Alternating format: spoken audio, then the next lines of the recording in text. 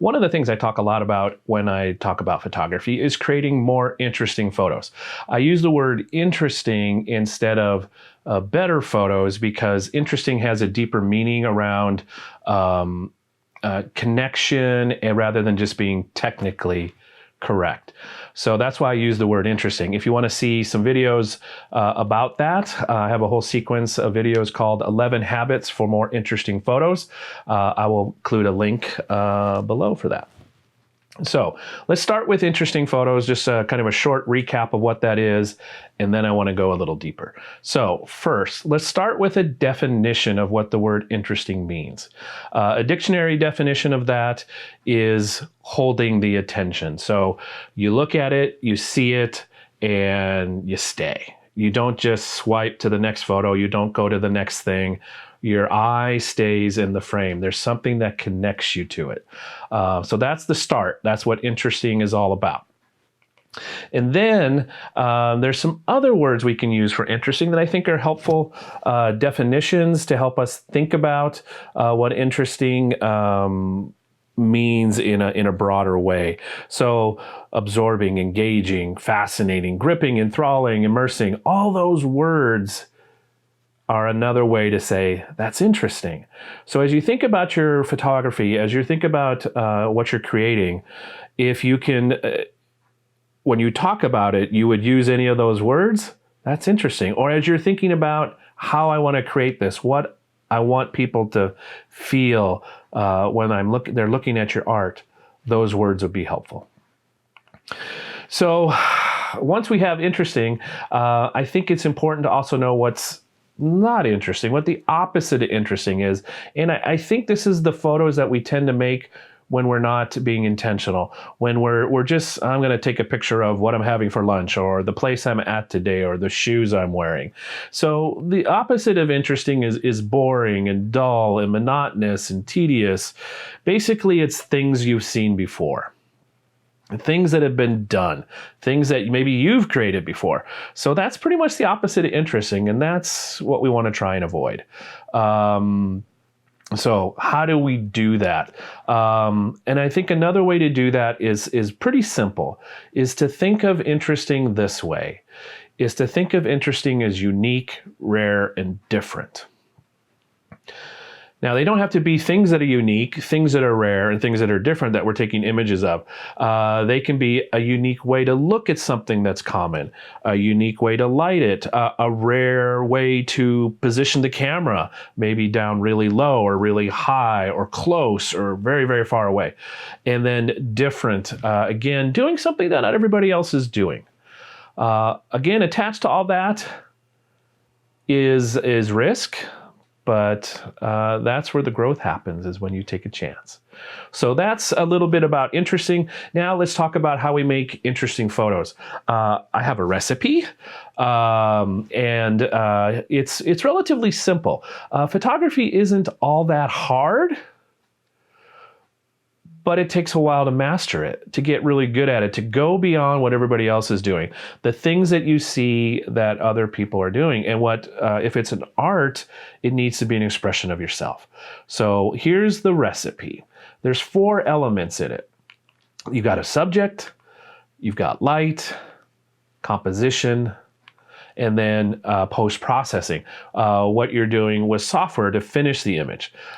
Just a brief aside here, I'm a fan of post-processing. I think it allows me to put the additional element of myself into the photo I make. Maybe adjusting colors a little bit, the mood, the light, that kind of thing. I'm not talking about special effects necessarily, but just toning, shaping the photo using software to get it finished to tell the rest of the story that I want. So it's pretty simple. You just got those 4 elements. However, it's a little deeper than that. So here's just a quick look at all the other things that go into making subject, light, composition, and processing. And there's even more beyond this. That's what those 3 dots represent. So this is the part, the technical part maybe that takes, and creative part that takes a while to master. To look at the way you like to take images, to practice, and finding the way that you best create, These are your paintbrushes. These are your spices that you can use to create the final image. So it takes a while to master. Let's go back, keep it simple. We're going to do subject, light, composition, and processing. So those are the ingredients for interesting photos. And what I want to do in this video is talk a little bit more about going from beyond interesting photos to photos that have story. And the simple way I refer to that is it's got an extra layer of meaning and connection. So story and emotion. Here's the basic difference maybe between an interesting photo and a photo with story. An interesting photo will, is a photo that you like to look at, and it's cool, and you're like, wow, that's interesting, and it might be a photo that ends up on your phone or desktop wallpaper. And then a photo with story, with that extra layer of connection, meaning, emotion, depth, that's the kind of photo you print and put on your wall. I want to look at that more often. I want to look at it intentionally. The phone wallpaper is just a background. This is something you would look at more deeply. Going from deeper than interesting, which is a good place to start, to photos with story and meaning. Here's what we're trying to do.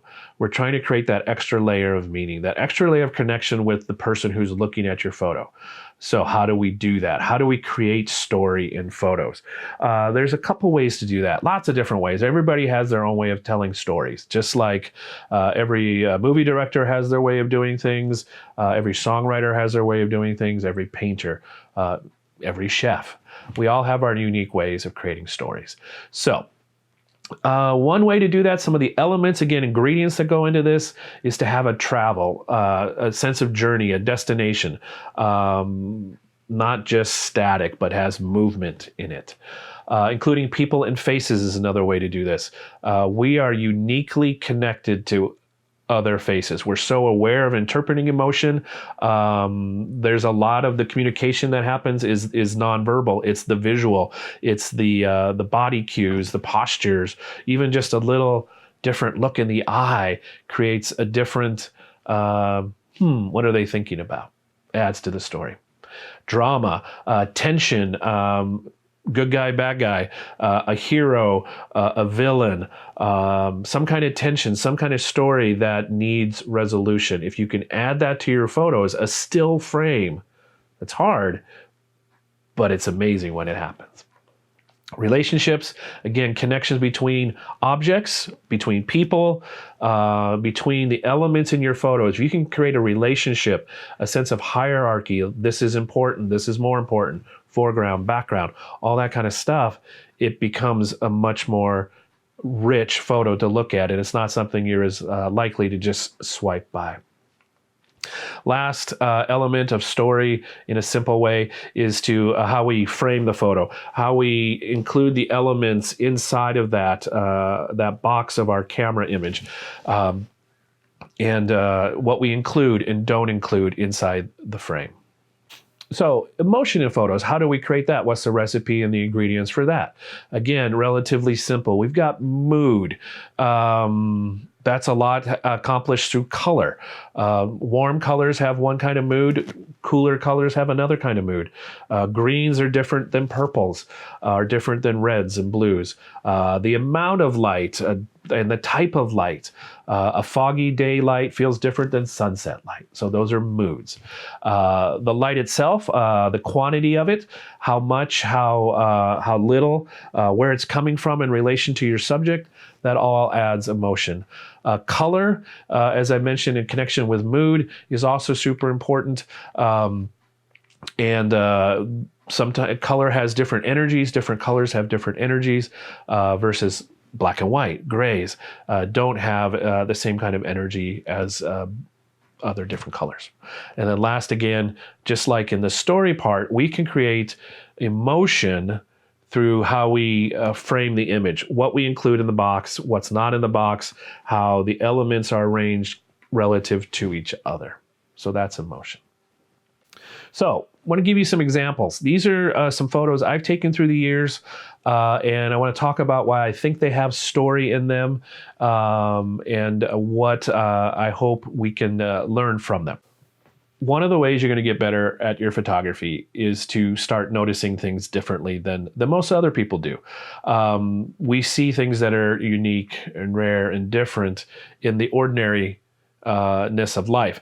It might be just a short moments, but we become attuned to them. We notice them differently. You just have to see things a little differently.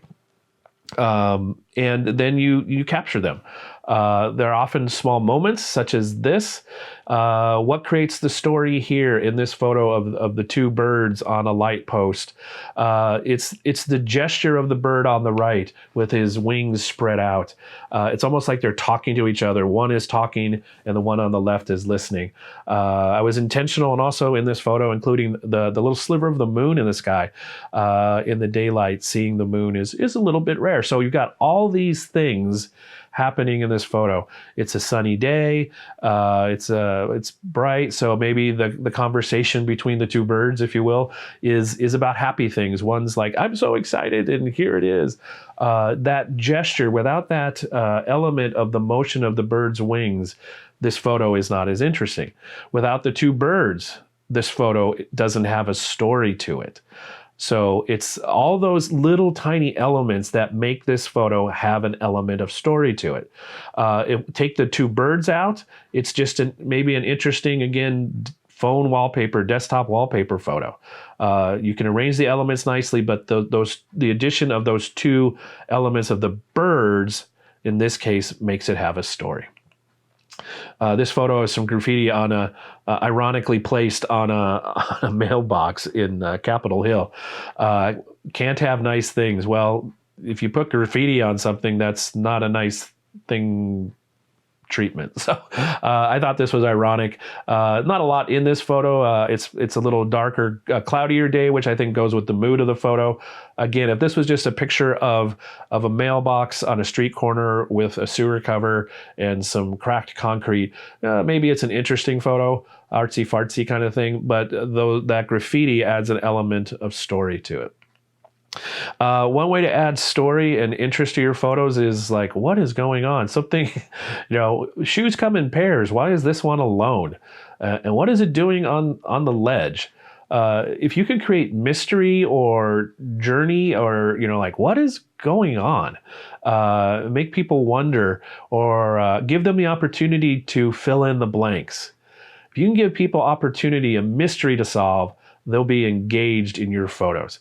So this construction boot covered in concrete is sitting on a wall, and it's just like, what is it doing there? And then the composition using a little bit of the rule of thirds over on the right-hand side, again, creates it, hopefully, an interesting arrangement of the elements.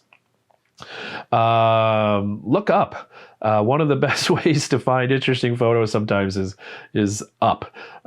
We tend to be looking down at our phones or where we're going, but up is sometimes where smiley face balloons are stuck in the ceiling, and this balloon, the winky smiley face balloon, is juxtaposed against this drab metal and dark part of the ceiling it's stuck against. So that's an interesting story in that you've got contrast. A yellow smiley balloon, which is starting to get deflated, stuck in the ceiling, where it's not so happy. Again, story, mystery. If you can let people fill in the blanks, connect the dots, or add their own experience to your photos, that's really powerful. Next up, this photo I think this was in Fremont or Capitol Hill? I don't remember where I was. But this, it's Capitol Hill. This mannequin, posing mannequin for figure drawing and such. Someone had positioned it in the window, and I just liked all the lines and everything, and the mannequin looked like it's running. And then, again, a little bit deeper look at this. The window's open, so the mannequin's running to the window to get out, maybe. That's, again, an element of the story I added as I completed the story from this visual. It's relatively simple arrangement without the little tiny mannequin figure, which is very, very small in the image overall. This image is just, again, artsy fartsy. It's interesting, maybe phone wallpaper, but it doesn't have the story element that just that little figure adds.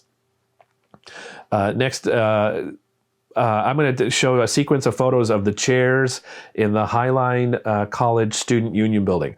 They're just ordinary chairs, but when you arrange a whole bunch of them together and create this pattern, they become more interesting. And here there's a story from the composition using a shallow depth of field to show the arrangement. It's down a little bit lower, almost quite at the eye level, if you will, of the holes in the chair. So you get this kind of random arrangement of the elements. So it's maybe representative of the student body at Highline College or any group of people. We have a lot in common, but there's things that are different. We're uniform, but we've all been aged differently. Look at all the little scratches on this chair, and every chair has its own unique set of scratches and scars, just like we do as people. See how you can read all this stuff into photos? If you've got enough interesting elements to grab your attention, to make you go, what's going on? Why did someone take a picture of a whole bunch of chairs? And then if you can read into it, then you'll and look at it longer, add your own story to this, it becomes a story.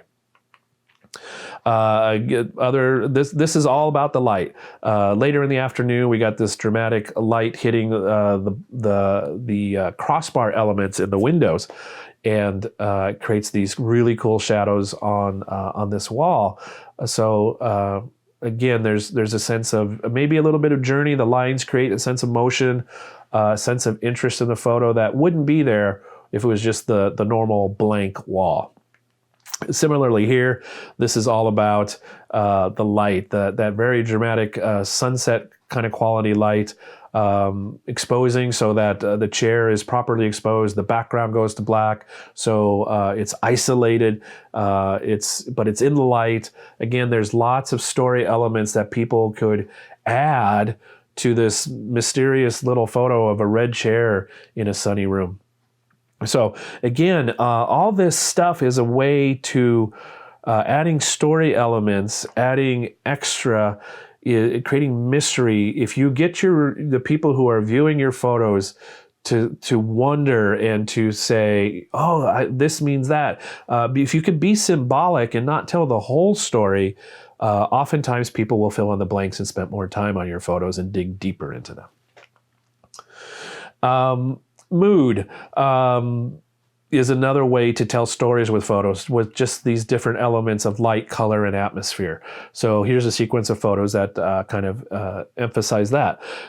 This dock in the Seattle area, very blue, wintry day, the cool colors of the blue, the low clouds, the quiet water, the little bit of fog.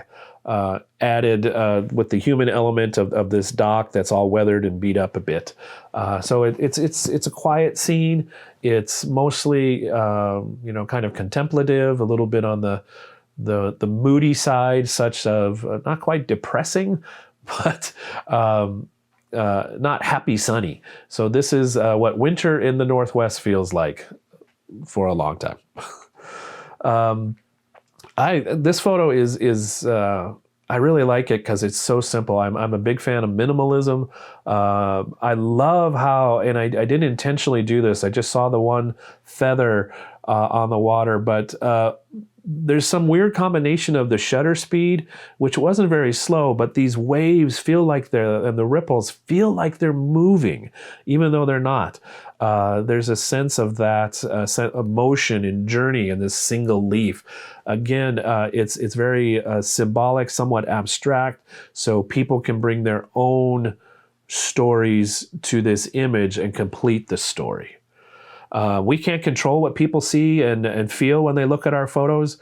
We can have intention in creating something, but it's everybody's going to look at it different, fill in the blanks with their own unique life experiences, genetic makeup, their personality and disposition. So, yeah, I'm curious what you think when you see this image. What is the story you're telling? Is it hopeful? Is it lonely? What does it feel like to you? And again, that might change from day to day depending on your mood. All right, let's go to the next photo. Another moody one with these shafts of light hitting the mist from Snoqualmie Falls.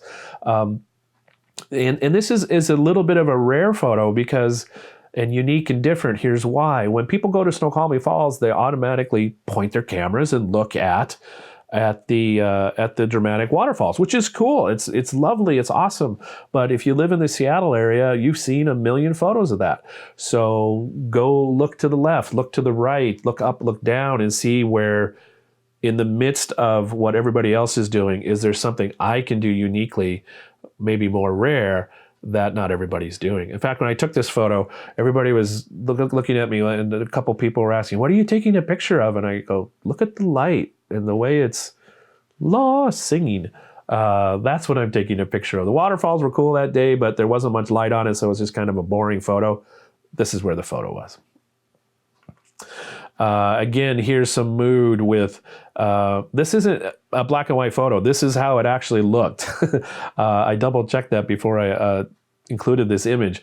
It was a gray day, and you add a crow on a light, there's a gray day. So it's the dark, it's the Northwest, it's silhouette, it's simple. There's really not much here, which again leaves a lot of room. If you're not very specific in your photos, you leave a lot of room for the viewer to look at your photo and add the rest of the details. We need to fill in the blanks. That's part of who we are. That's why we get, we do binge watching on Netflix. We got to know how the story ends.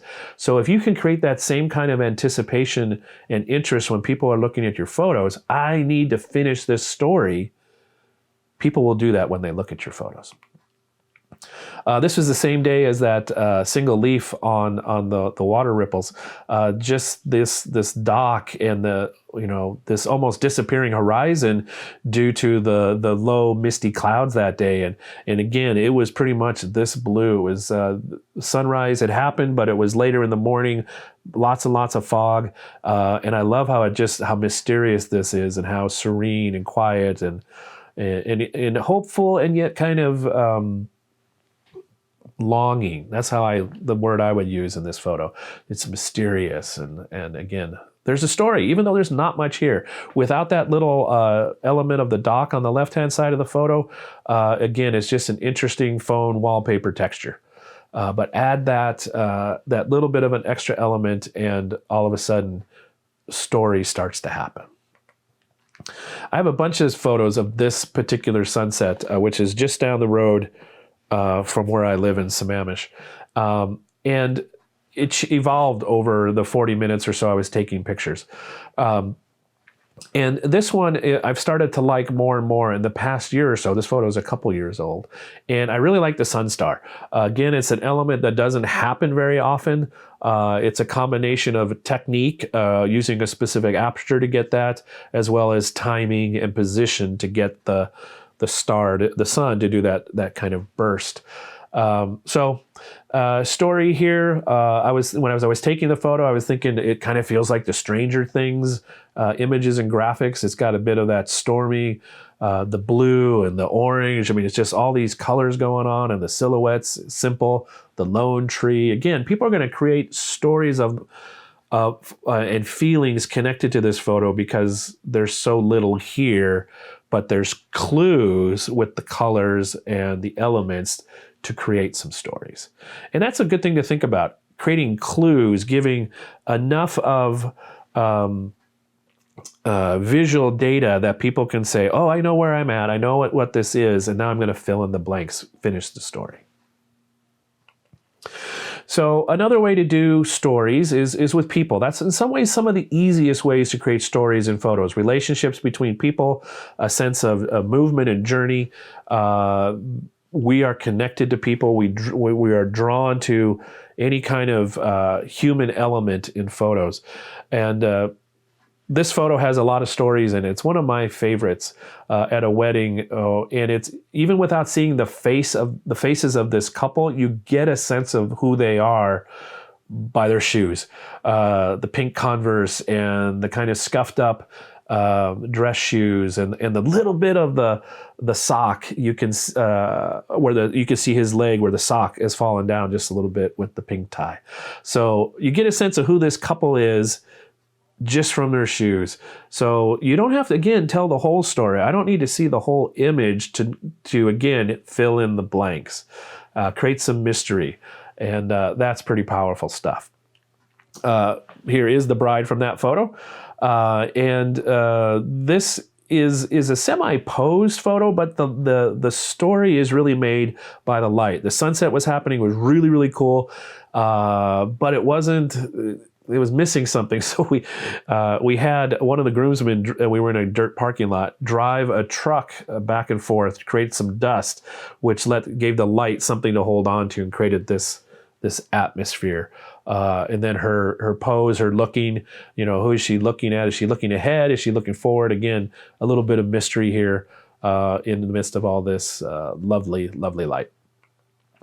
Again, little moments at events. If you have an event happening where people are together, these candid photos, I mean, when at a wedding, this moment's going to happen. And then if you can catch the reactions, there you've got an extra layer of stories. I love how the officiant here is just like, oh my goodness, and the bridesmaids are just so excited for the bride and groom. And another one from this wedding. This was a really special moment. The single tear with the smile. I think that says well all the things that go into the complicated emotions that happen on a wedding day. And I love moments like this. You can't stage them. At least I can't. You just have to wait for them, observe them, be ready for them, and then click, and away you go. Welcome back to the rest of the video. Yesterday I had some technical difficulties in completing this video, going through the example photos and sharing a little bit about some of those stories. So finishing it today on a different day. Apologies, but technical difficulties are part of life. It's fun problem solving. Anyway, here we go. So the next photo is another wedding photo, and I really like this one because it shows the groom crying. And I really love the tenderness of the bride here touching his face to acknowledge the tears and to connect with him. It's really easy to create stories when you have people interacting. Stories in your photos happen when you catch these moments, you're aware of them, observe them, and just watch them unfold. It's pretty spectacular. Another wedding photo, this one, Noah and Kaylin. I've known Noah since he was born.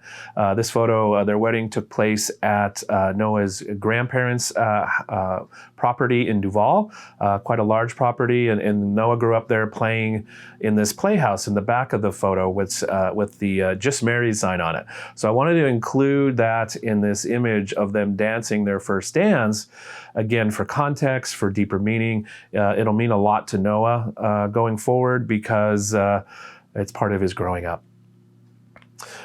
Some more people photos here. This one of a student at Highline College taking a snooze. Got his headphones in, hoodie on, snoozing in the library. This was taken through a window, looking through a window at him. So there's a little bit of disconnect in there. There's a separation, which also goes with the separation he's doing with the headphones and the hood and the closed eyes. So there's an extra layer of separation suggested by the window. So that makes the story even deeper. The post-processing here, I muted the colors a bit. It's quiet, non-dramatic. So that was part of the post-processing. This image of a student studying seemingly alone, but what you don't see because of camera framing is the 20 other students in this room. What you do see, and probably one of the first things you looked at, was that sign behind him. What does it say? Do Determination and hard work. So determination and hard work sign back there really fits the image. Generally, I'm try and pay attention to signs and not include them because they become distractions. Anything that has text on it, the viewer will try and read and decipher. Even if it's not a language they can read, their eyes will spend some time, their brain will spend some time processing that part of the image. I think it works here. It adds to the story, gives, again, a little sense of context, although it's pretty obvious what the student's doing. A little more fun here, something a little different in the library, just a shoe. It's a bit of personality in a place often that we don't think of as having personality.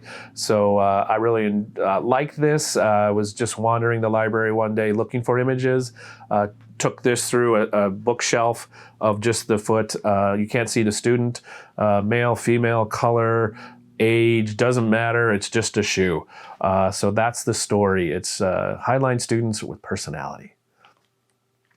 You'll notice a lot of my images, and I've noticed it too, and this is a fun thing to do through time, is to evaluate your images and notice the common themes. I have a lot of individuals in my images, people set apart alone by themselves, so this photo included. Again, it's a busy library day, but this student was by himself doing some studying, and I like this. The story that goes with this, I think, is the journey of a student. Even though you're in the midst of classmates and friends, you must do the journey alone in the end. The studying, all that stuff is ultimately the responsibility of the individual. So that's hopefully what this photo says in the midst of the sterile lighting, institutional lighting in the library, the lonely chairs, the bit of crampedness feeling, so maybe some tension added by the composition with the student off pretty close to the right edge of the frame. So again, all those things went in my head a little bit as I was composing this. And then you get one click, and hopefully when people look at this, those are some of the elements they will bring into this story of this photo, as well as their own. Another lone student in the student union building, listening to headphones, just kind of chilling out. I went for the black and white here to just go for more moody. His face is kind of in between. He's not happy, he's not sad, he's just present, but just kind of zoning out. So the removing the color helps with that. This is not at Highline College. This is at Big Mario's Pizza on Capitol Hill. And this guy came in with his longboard and took a seat at the bar and another seat with the longboard. So something unique, rare, and different. And then you throw that bit of sunlight coming in and hitting him just so and his longboard. And all of a sudden you've got a photo that tells a little bit of a story. This photo, again, back in the student union building. This guy, there's a saying, dance like no one's watching, and I think he listened to that. The other two people in this photo aren't watching him, so he's just dancing away, doing his thing, living his life. I really like this sense of individuality here, exuberance, and just doing your thing because it's your thing. I'm not great at that, so I'm really glad I have this image to remind me that, yeah, dance like no one's watching. One of my favorite images, this moment anyway, is just so tender of this one student sheltering, protecting this other student while she's taking a nap. You know, this says a lot about student life. You need the support even though you're doing it yourself, and it's great to have someone you can literally lean on. This story in this photo, this is my son David and his dog Keanu. They're really connected, as you can hopefully tell from this image. David nuzzling Keanu, and Keanu just enjoying it so much he closes his eyes. So there's a pretty. This is a relationship photo, a connection photo between a dog and his human. And I really hope that this captures their connection, no matter whether you know that they're connected or not. Hopefully that connection comes through in this image. Last photo in the sequence. the two folks at the bus stop. And one of my favorite images, and this image always reminds me that when you pay attention to that little voice in the back of your head that says, there's a picture here, something different is going on, even if you don't see all the details. And I didn't see all the details in this photo when I took it. I was more concerned about getting to lunch. I was about 2 minutes away from getting a sandwich, and I saw this, or my subconscious saw it. I took one image, walked away. Didn't think much of it until I got back to the computer, and then I saw how, at least to me, how rich this image is. I really like that it's two individuals who are very different, but have a lot in common. Even though they're different, male and female, older, younger, Caucasian and Asian, they're still people who have a lot in common. They both have their legs crossed, they're touching their face, they're reading something, they both have glasses, dark hair.